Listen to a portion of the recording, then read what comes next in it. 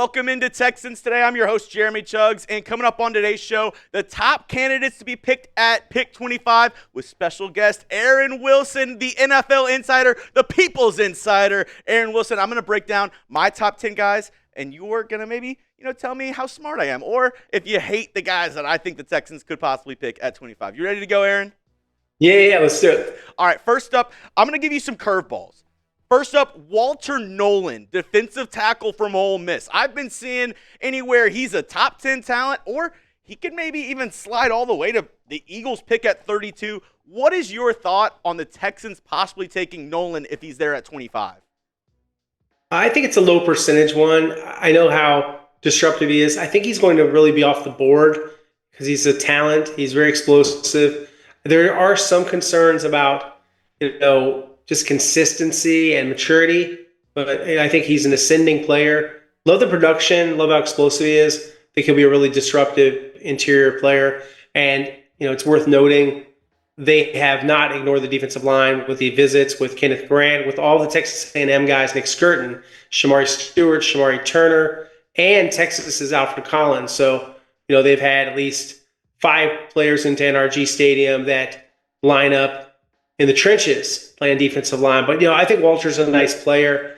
I think Carolina is a possibility for him. It's one of the trips I reported on for Walter. And, I just don't know if he's going to be a Texan. I would say low percentage that Walter Nolen, or that they would even go, unless their board gets wiped out.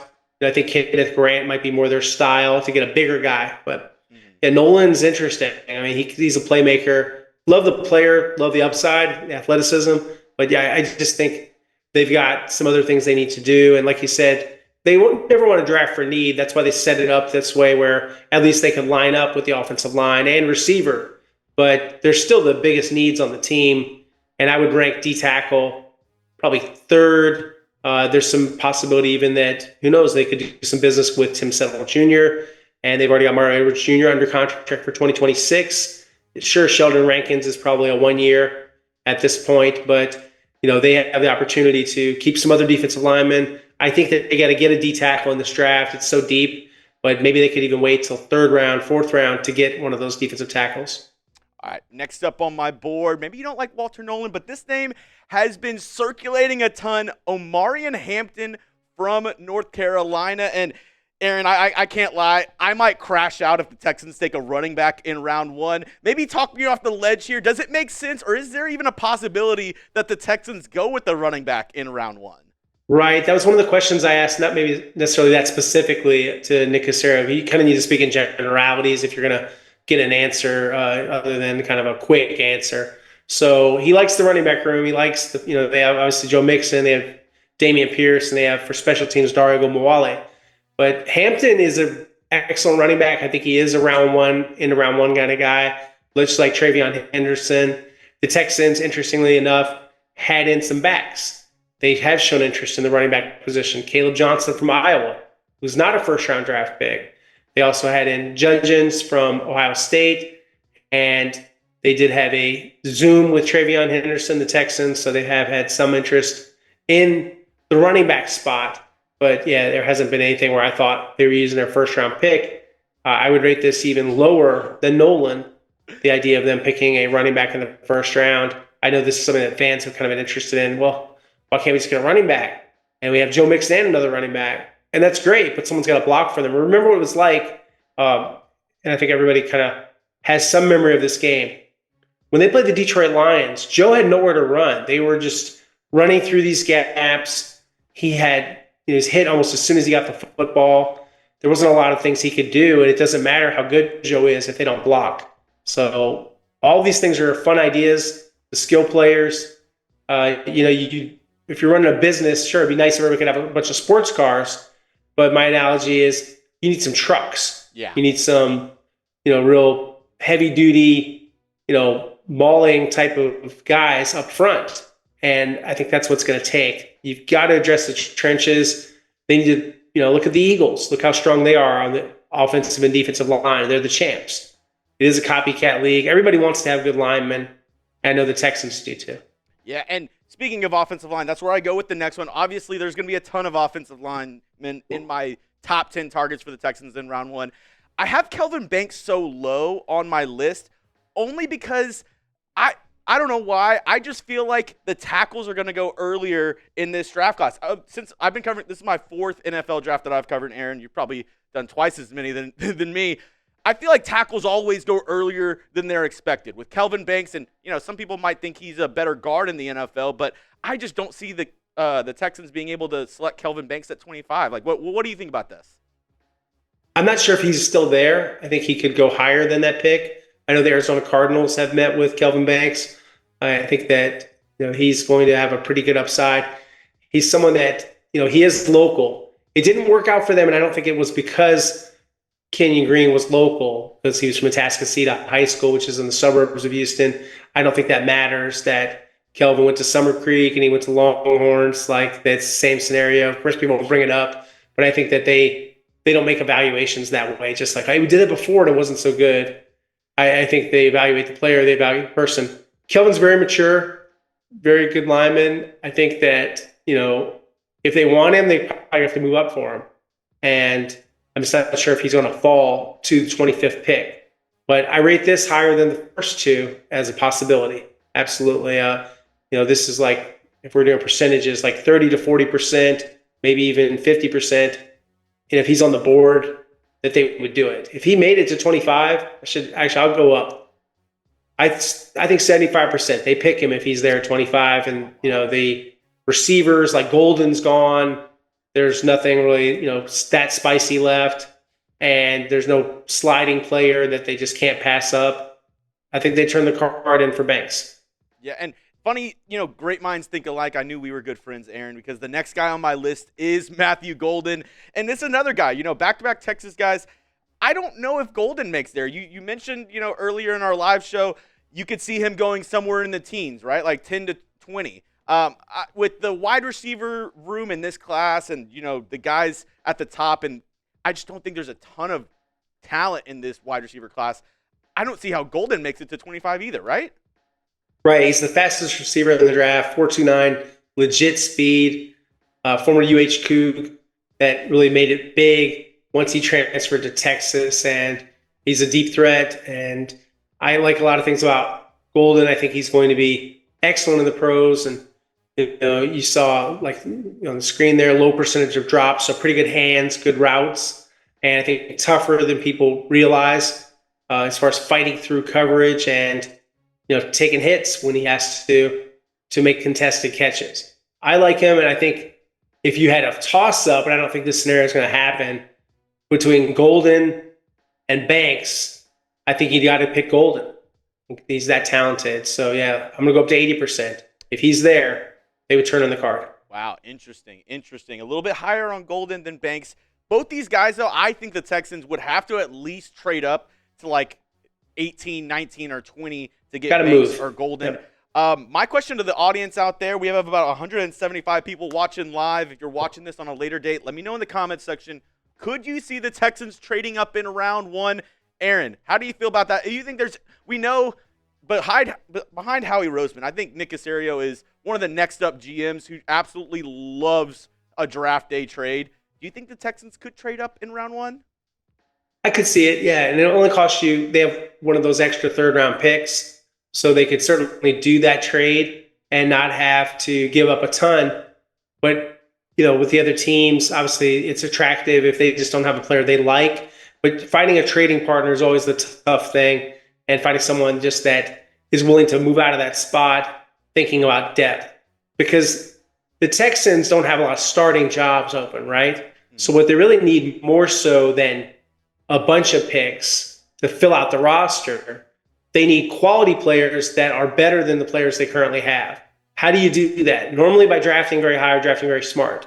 So move upward scenarios are attractive because they have a surplus of picks, because they already have a stacked roster. They've already drafted well. So can Nick Caserio afford to make some moves? Yes, but with everybody saying, and I think agreeing, that there's not that much sizzle in this draft, that there's only a few scenarios where you want to be aggressive, maybe we have less trades this year, because if you let the board fall to you, I think you'll find some pretty good football players. And he emphasized today, he's like, if we pick at 25, if we do this, that kind of thing. And he lets everyone know he's open for business. And you've seen him before, especially 2 years ago, how much he's willing to trade and maneuver in the draft. But, when Nick has draft capital and when he has a roster that he feels pretty good about, like the way he does now, I think he's more prone to trades. That's what I would think his reaction would be, trying to think like him. And, as an aggressive younger general manager that, is not going to always stand pat and just let the board fall to him. I think he's fine with being patient and letting things play out, but there really isn't that much difference between the players that you might rank 20th and players you might rank 33rd. That cluster of players, I think, is probably trading up. I don't know. I think like 30% chance that they trade up. Yeah, and maybe they don't trade up, and I do think it would be maybe a little better for this team adding more depth to trade back in the draft, but I could also see them sticking at 25, especially if a guy like Emeka Egbuka is still on the board for the Houston Texans. Now, I might have moved him up a little bit from what you've told me here in the past couple, hours about Emeka Egbuka and the Houston Texans, but I think the fit really makes sense adding another weapon for C.J. Stroud. What do you think about Egbuka at 25 for the Houston Texans? A potential reunion between C.J. Stroud and Emeka Egbuka, two former Buckeyes. I could see it happening. I think that the Texans certainly like him. I've heard some talk about him with Seattle. That's one of the franchises that's high on him. I would say it's a real clean pick. It's one of the reasons they didn't feel like they needed to have a 30 visit with Emeka. They had such a great visit with him, and he's very enthusiastic about wanting to be a Texan. So we'll see if he's the guy. If he's on the board and they've been wiped out at offensive line, sure, I could see them doing it. All right, here we go. Next up on the board, and this is where getting a little bit more serious. Here's my top 5. Josh Simmons, offensive tackle from Ohio State. I honestly don't know where to go with Josh Simmons, right? Because that injury is serious. And maybe the Texans have a little bit of insurance because they signed a Cam Robinson in free agency, and they feel like, we can get a guy like Josh Simmons and kind of groom him to be the left tackle of the future. What are you hearing around, draft circles around the league around this polarizing prospect, Josh Simmons? Great upside with some concerns about his health and also maturity. And I think while he's an excellent football player, great prospect, I think some people are a little bit wary of him, and he's really a boomer bust type of pick. So, would it shock me if he was gone by the time they're on the clock? No, it wouldn't surprise me, but it is a serious injury, and I don't think he's going to be ready until training camp. And they didn't even bring him in, so that kind of tells me something that, maybe they're not that interested. So, why didn't he visit if they, wanted to ask more questions about the medical? So not flying Josh Simmons in, maybe they did some homework on him in some other kind of way. I know he did the medical recheck in Indianapolis, and everything looks good. The outlook's fine, but, maybe his freshman year, if you will, is kind of a redshirt year in the NFL. Yeah, and I talked about on my show the other day that Josh Simmons, among, online mock drafts, was actually the most mocked player to the Houston Texans at 31%. Around all mock drafts that have been done in the past, I believe it was the past month, Josh Simmons was the most mocked person to the Houston Texans. I haven't really felt that made a lot of sense. Like, I'm kind of in the board of view of why would they not bring him in, especially with the medical history, if they're, going to draft him with a first-round draft pick. I don't think that makes sense. Yeah, Jeremy, unless they don't want people to know. I don't know, but not every visit gets out there. I mean, I've been covering the NFL since 1997. Have I ever reported on a team I was assigned to cover all 30 trips?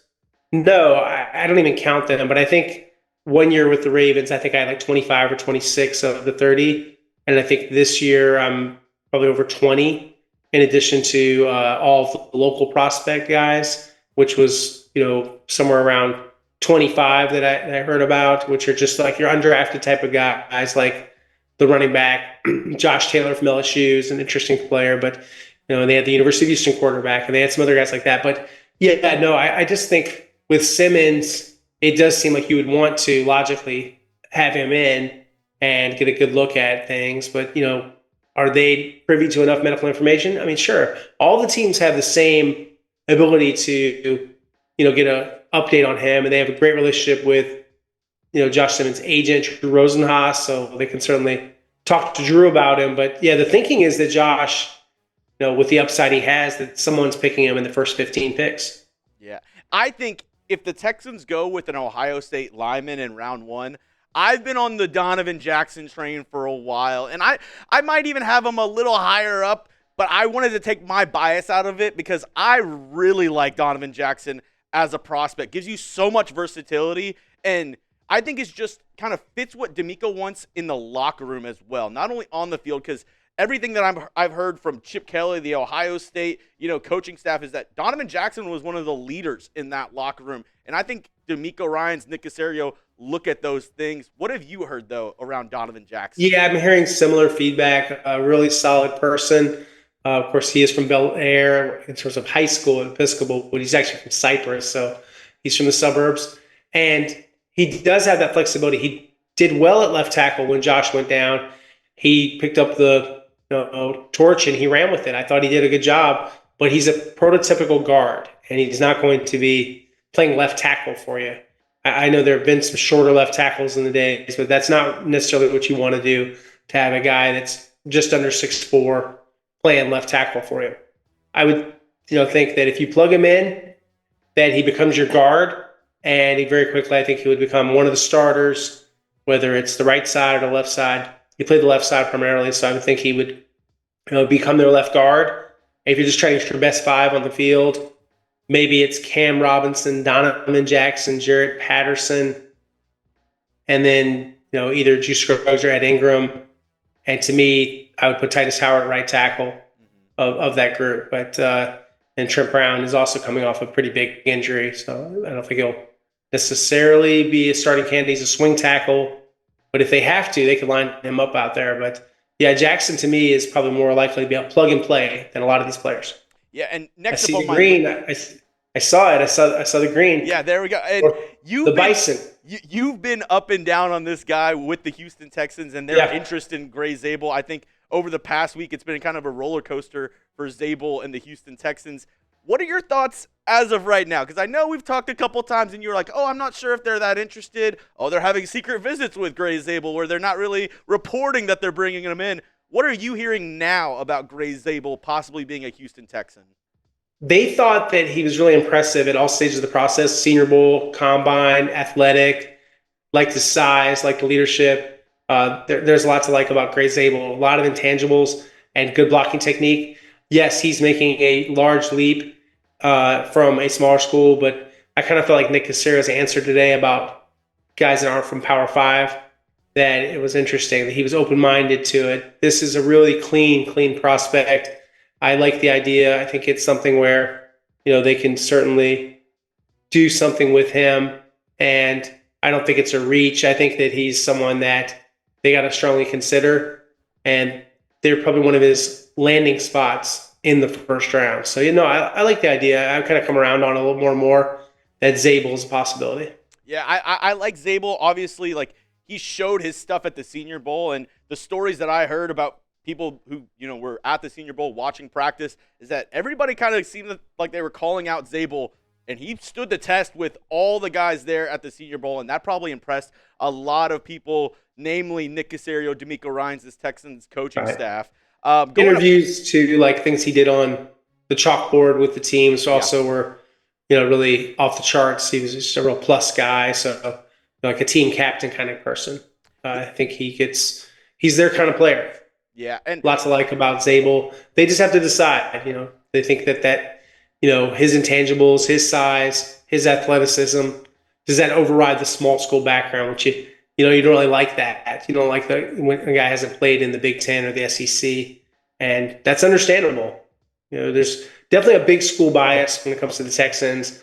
You look at the proliferance of Alabama and LSU and Ohio State, Notre Dame, etc. The list goes on and on. There aren't a lot of small school guys that Nick Caserio has been really enamored with and brought in. And, occasionally maybe if they were a free agent, like, EJ Speed is from Charleston State, but basically they're going off of what he did with the Colts, not where he started his career in, Division II, that kind of thing. Yeah. Next up on my list, and you'll see a theme in my top 5. I think the Yeah. Texans are going O-line in round 1. I really do believe you might be right. I'm really just in between if they're going to go and prioritize a tackle or a guard. Now, if they do take a tackle, I think Josh Conerly Jr. from Oregon makes the most sense based on they're bringing him in for a visit. I think it kind of fits where he is a young guy who they can come in, kind of mold, maybe start at left guard and then kick him out to left tackle, or maybe just have him battle with Cam Robinson. What have you heard, though, about the Oregon prospect? I heard he had a great visit with the Texans, and I heard Josh made a good impression, and he's someone that, they liked what he did against Penn State. You've probably seen that game and how he, performed against Abdul Carter. There's another player that we discussed earlier from Minnesota, also had a good game against Abdul Carter, Ursary from Minnesota. So it's not like Abdul Carter's unblockable, but then Conerly, I think, got some dinged a little bit, Senior Bowl, by the speed of Mike Green, who's a very explosive edge rusher. But overall, a lot to like about Josh, very consistent lineman, and they like the attitude, they like the toughness. He's a big, strong guy. I think, some wonder, is he more suited to right tackle or guard than left tackle? He's a very, very good athlete. Is he a great athlete? It's kind of borderline, but, Conerly, not a lot of people are mocking him into the first round. I'm hearing more second. So, yeah, I don't necessarily think Conerly's the guy. Before I get into my top guy, I have some honorable mentions, and it's funny that you mentioned Ursary. He's one of my honorable mentions that I could see the Texans taking. Also Colston Loveland, the tight end from Michigan. Running back Travion Henderson, which, like I said, I think I might crash out if the Texans take a running back at pick 25. Jaden Higgins, the wide receiver from Iowa State. Also maybe Jalen Noel, his teammate. And then Kenneth Grant. These are some honorable mention guys that I have. Before I get into my number one guy I think the Texans will take at pick 25, everybody at home, now we've crossed over 200 live people watching on YouTube. Shout out to everybody who joined the live show. Let me know in the comment section right now, before I release my number one guy to Aaron Wilson, who do you think are the Texans going to take at pick 25? Go down in the comment section, let your voice be heard, and shoot your shot. Let me know who you think it is, because personally, Aaron, I think it's Tyler Booker. I think Tyler Booker is a Texan. I think the Alabama prospect, from all my guys that went down to the NFL Combine and talked with him, and everything that I've heard around Tyler Booker, and especially like the things that I've heard about him around the Alabama, locker room, and being one of the leaders in there and being the Will Anderson of the offensive line, I think Booker just makes too much sense for the Texans. That's such a big need at one of the guard spots. Right, yeah, he's definitely a ready-made guard, and they do like the leadership, and he's gigantic. I see the listing here. I think it says 6'4", 5'8", 321, but he's played as heavy as 350. He's a real, road grader. I like what he had to say about wanting to make people basically tap out on the field and embarrass them and have that aggressive mentality, no sacks, and highly graded overall on all the analytics stages. But yeah, to me, I just wonder, generally, is it a good idea to draft someone that only plays guard? Should they be thinking about, the possibility of playing more than one position? Do I think in a pinch he could play right tackle? Yeah, probably. But yeah, this is something where it wouldn't surprise me if they did it. I don't necessarily that this is the greatest idea. And so, yeah, I'm going to disagree, which is good. We don't have to agree on everything. So, yeah, even though I see the upside of it, I kind of see a downside to going with a pure guard at all, regardless of Booker or someone else. I'm more interested in them getting a tackle that can play guard, and then I think that increases the value. But, they may think differently.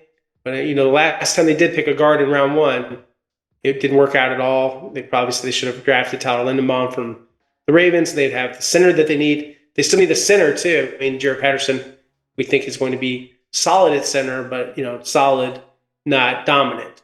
Yeah. And I think it's interesting to see, because they've looked at other guards that are later available, guard center types like Luke Newman from Michigan State, and they're not going to draft only off of this visit list. They're going to expand that to several players. and that's happened every year that they've had the draft under Nick Caserio. But yeah, no, I'm a little less inclined. I've kind of waffled on this a bit since the combine, and maybe they don't go Booker. I could see it. Well, either way, I want to thank you, Aaron, for showing up to our live show, giving us You're welcome. a little bit of your wisdom. Make sure if you are watching this, if you're watching it live, if you're watching it on a later date, if you're not following Aaron Wilson on Twitter, are you even a Texans fan? That's my question to you. If you're not following Aaron Wilson on Twitter, you're probably not a Texans fan. Go hit him up at Aaron Wilson_NFL on Twitter. And Aaron, let him know about your YouTube channel, because I know you've been popping off with some videos. I've been watching them. Yeah, you have a lot of good insight. I'm trying to build that. I guess we're one of the faster growing channels. We're up to 5,500. I started that in October, and it's been a real education. It's been a lot of fun for me, but I started off not realizing, I need more longer videos. I'm doing these shorts. So I was just posting shorts all the time, and I was building my followers with some consistency, but a lot of true pros of the YouTube game, like you have, taught me some things, give me some tips, and my wife's making these great thumbnails, and I'm just getting better at it. As far as I haven't even had a live show yet. I've been more just like, I make videos here. This is the backdrop normally where I make the videos, and if I'm at the combine or if at the stadium, making videos, and usually I'll talk for 12, 15, 20 minutes, and I'll go over a lot of topics, discussing some of the latest developments with the Texans. But yeah, please give me a like and subscribe at Aaron Wilson Sport, and it's going to just keep getting better. I'm going to keep growing the channel, and I'm at every practice, I'm at every game, home and road, and there'll be occasionally some exclusives in terms of interviews I do and things like that will happen on my channel because of the access I am privileged to have, and representing KPRC, and of course I'm on Sports Sunday and other appearances with Randy McElboy and Ari Alexander, my colleagues at Channel 2, which is the NBC affiliate here in Houston, and proud to work for them. And everything I write is free. You can read everything absolutely free, no paywalls. I'm at www.click2houston.com, so please bookmark our Texans page. And yeah, I appreciate you having me on. I'm excited, and it was fun to do this. So definitely, for anybody at home that thinks this is that easy, it's not. Because talking for a very long time, doing like a talk show, which is what we're having, essentially like radio, no, that's not easy. So for all the YouTubers out there, there's a lot of great ones that I see on the beat every day, and like the Landry Lockers and Cody Stutes and all the guys like Big Sarge. Yeah, everybody's trying to be a part of the YouTube conversation, this experience, and I'm kind of late to the game on it, but I'm enjoying it too, and diving into this and other social media. But yeah, it's fun. I mean, YouTube is really where it's at, and I would say for creators, it's the best place you could be right now. Awesome. Yeah, well, if you need any of those links, I'm going to put it down in the comments section of this Thank video. you. One more time, shout out to my man Aaron Wilson for coming on the show.